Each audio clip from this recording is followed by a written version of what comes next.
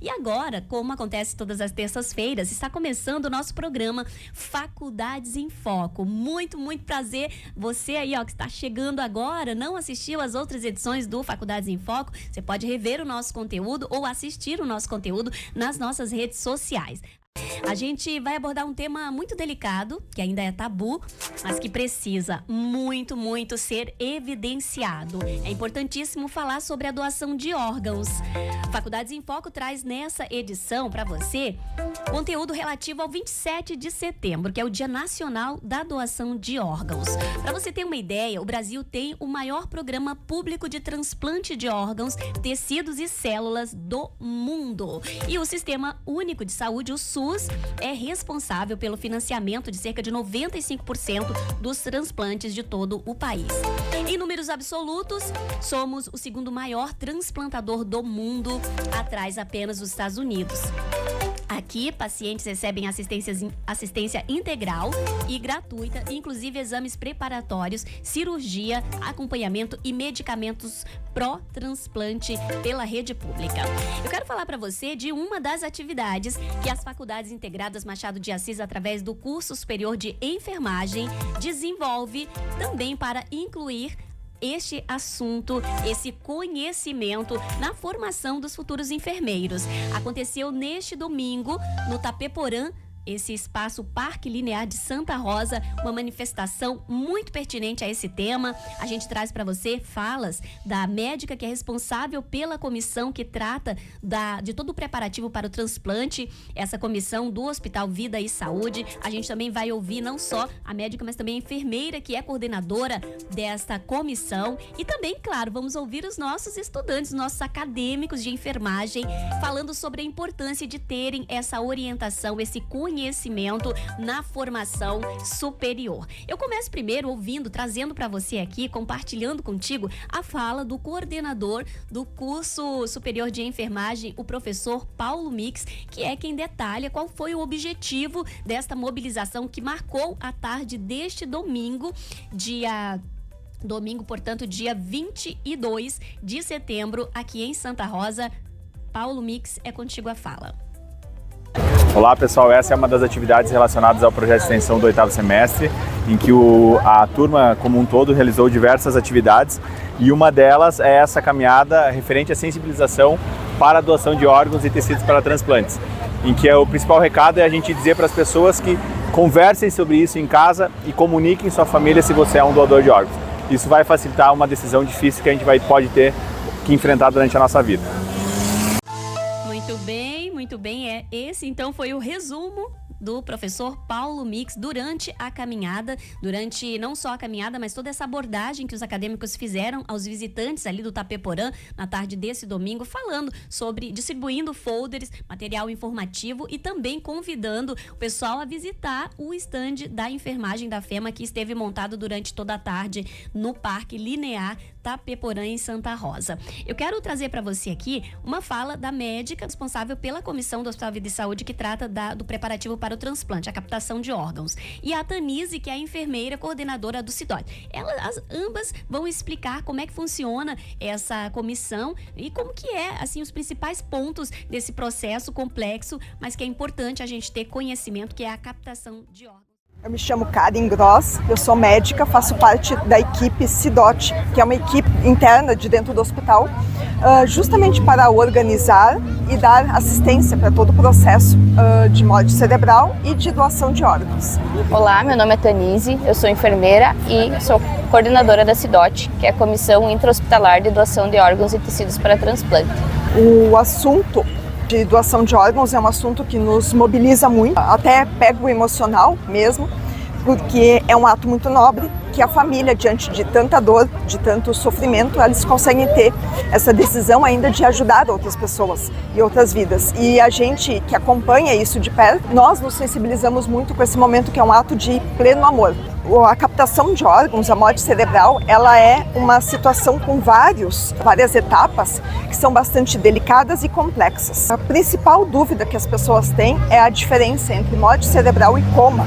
A morte cerebral ela é uma situação já irreversível e que esse é o paciente que é apto a doar os órgãos. E nesse processo todo, nós obedecemos normas e protocolos internacionais, ou seja, para a família ter clareza e segurança de que o paciente realmente esteja em morte cerebral. Uma vez detectado, então, a morte cerebral, é quando a gente aborda esse assunto com as famílias, ofertando essa possibilidade de doação de órgãos. Sempre lembrando que quem vai decidir isso é a família.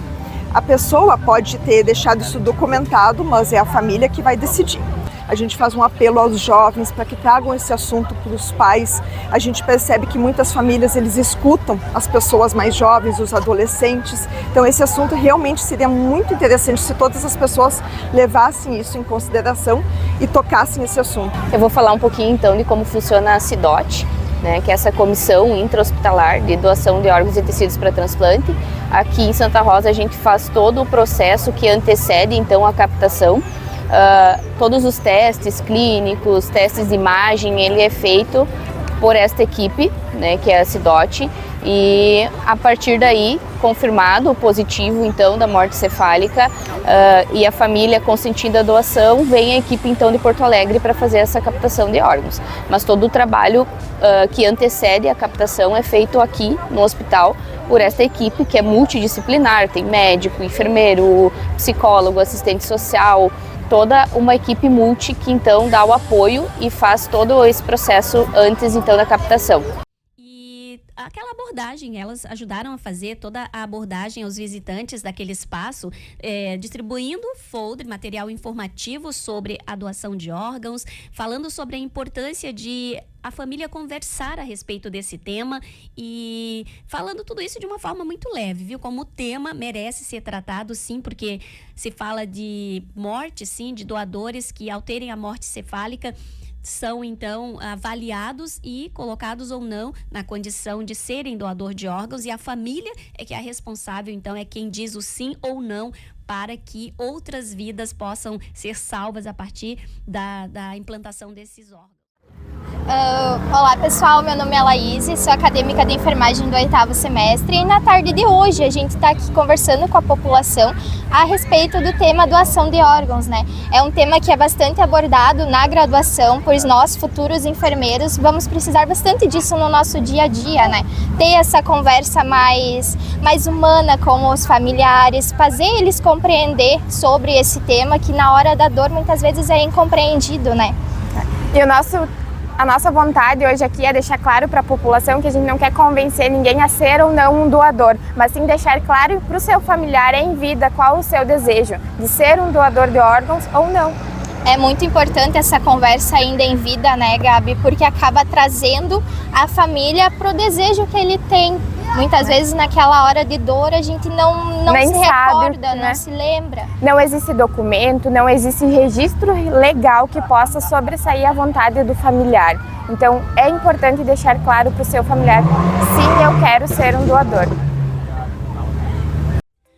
Muito bem, a Gabi e a Laís trouxeram então pra gente essas informações que foram compartilhadas com o público visitante do Tapeporã, né, de órgãos destinados a transplantes do Hospital Vida e Saúde, que fazem parte então do corpo docente da nossa instituição FEMA. A gente ouve então o trecho final desta abordagem sobre doação de órgãos aqui no Faculdades em Foco. A gente teve então a semana que passou a segunda captação de órgãos aqui em Santa Rosa do ano. A maioria dos protocolos abertos então que existem a negativa familiar é por falta de informação ou por falta de conhecimento do que a pessoa gostaria que fosse feito.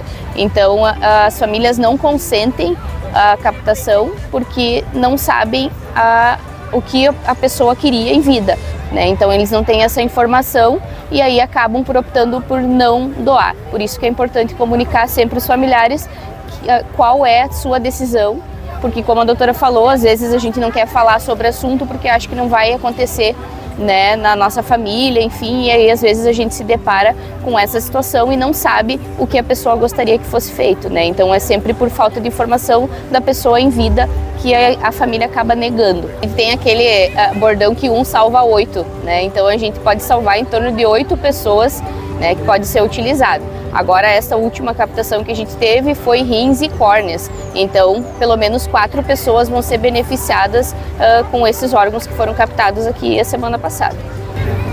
Uma das coisas que realmente assim as pessoas têm muito medo é que, como existe, por exemplo, no nosso país muitas vezes corrupção, as pessoas têm no imaginário de que possa acontecer isso, que o dinheiro vai sobrepor.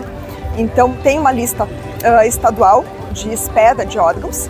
Essa lista ela obedece 2 critérios, que é o tempo de espera e também de compatibilidade. A gente tem muita clareza e muita confiança porque nós estamos dentro desse processo de que realmente o que vale é esses 2 critérios e não dinheiro ou qualquer outra coisa. Outra pergunta também, outro questionamento que as pessoas têm sempre muito é que qual paciente é candidato para poder doar. Claro que existe uma certa limite de idade, mas isso é muito relativo. Às vezes até um paciente de 70 anos, que às vezes poderia ser considerado como não apto, ele é um paciente que era muito saudável e pode sim doar. Então essa é uma situação que é analisada caso por caso. Esses órgãos, eles são muito preciosos. Eles são removidos com a maior delicadeza, então as pessoas também têm esse outro imaginário de que isso pode ter alguma mutilação, alguma coisa. E não, eles são extremamente bem respeitados e também precisa ser visto tudo antecedente. Aqui, nossa equipe mesmo que já organiza todo, a questão de quem é realmente, quais são os órgãos que podem ser implantados com segurança no outro paciente e que ele realmente aproveite isso. É um paciente que está do outro lado, muito doente. Essa família que está doando, ela também quer que esse órgão tão precioso do seu familiar seja realmente aproveitado, realmente tem um longo tempo de vida, né? Que essa é a proposta. A gente não tem como saber quem recebeu os órgãos, né? A gente não sabe porque eles não divulgam. Às vezes as famílias acabam se encontrando. Hoje com rede social, às vezes eles se acham nas redes sociais, mas a gente não recebe, não sabe para quem foi a doação. Hoje, aqui a gente abriu em torno de 13 protocolos e foi efetivada 2 captações.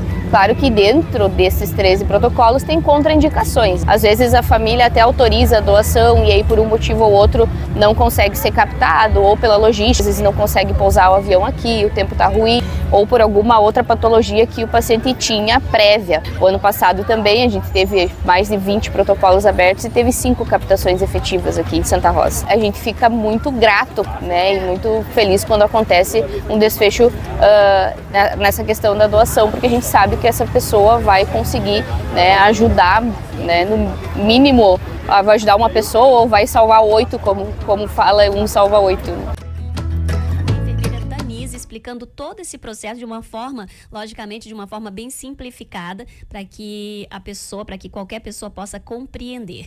E é um tema que a gente precisa falar sobre isso. O programa Faculdades em Foco abordou essa questão também, tendo em vista a relevância e também considerando esse evento, essa mobilização tão importante que foi realizada na tarde deste domingo, dia 22 de setembro, no Parque Tapeporã, em Santa Rosa. Alusiva, inclusive, ao dia 27 de setembro, que já é agora, sexta-feira, né? Esse dia 27 de setembro, Dia Nacional da Doação de Órgãos, que tem o tema, então, converse com a sua família sobre a sua vontade. Qual é a sua vontade com relação a isso, para que, caso por uma eventualidade você estar nessa situação, você poder, né, contribuir com outras vidas para que possam ser salvas com o transplante de órgãos. Eu trouxe para você no início do programa Faculdades em Foco informações e a fonte delas é a Associação Brasileira de Transplante de Órgãos, o Instituto de Medicina Integral, também do Ministério da Saúde, sem contar outras fontes relativas a essa fator, e os dados estão disponíveis na Biblioteca Virtual em Saúde do Ministério da Saúde. Eu, Eli Rodrigues, tive a honra de estar na tua companhia na condução do programa Faculdades em Foco. Prometo voltar na próxima terça-feira às 11 da manhã com a entrevista, mas também da nossa programação, que é voltada para a busca do conhecimento, a construção do conhecimento através da formação acadêmica. Um abraço para todos. Daqui a pouquinho eu tô de volta com o Fema News ao meio-dia. Tchau, tchau. Fema FM. Muito bem, a Gabi e a Laís trouxeram então pra gente essas informações que foram compartilhadas com o público visitante do Tapeporã.